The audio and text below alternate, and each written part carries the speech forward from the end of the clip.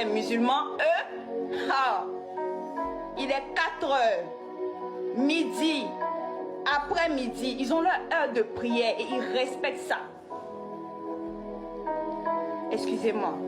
Ils respectent ça. Ils respectent leur heure de prière. C'est-à-dire, même si le musulman est en train de signer un contrat d'1 milliard, je vous jure que si son heure de prière est arrivée là, milliard là, il va oublier, il va aller prier son Dieu parce qu'il sait ce qu'il y a dedans. Mais nous chrétiens, c'est qu'on a un problème, qu'on connaît Dieu. Et tu veux que Dieu se souvienne, tu veux que Dieu te bénisse comment? Tu ne le fais pas passer en numéro 1. Il passe derrière. Ton téléphone est plus important que Dieu, ma chérie. Toi aussi. Toi aussi, ma chérie, tu passes plus de temps sur TikTok. Même si on dit TikTok, c'est comment? Tu passes pas du temps dans la prière. Toi, c'est-à-dire Dieu, il passe après. Je suis désolée. En tant que chrétien, il faut que tu puisses avoir tes heures de prière. Quand tu te réveilles le matin, recommande ta journée entre les creux, c'est-à-dire les creux des mains de l'Éternel. Il y a une histoire qui m'a un peu choquée un jour. Ma mère m'a raconté une histoire.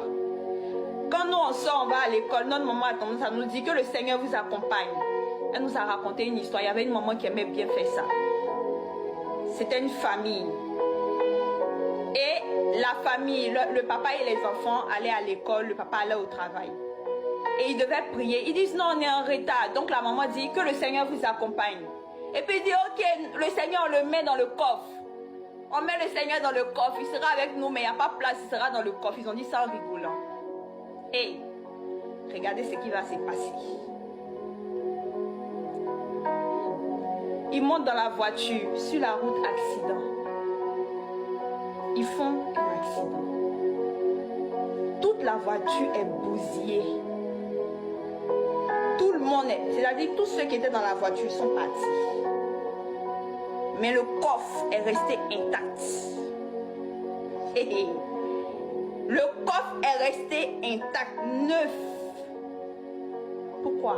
Parce que quand ils sont partis, ils ont dit, on met Dieu dans le coffre.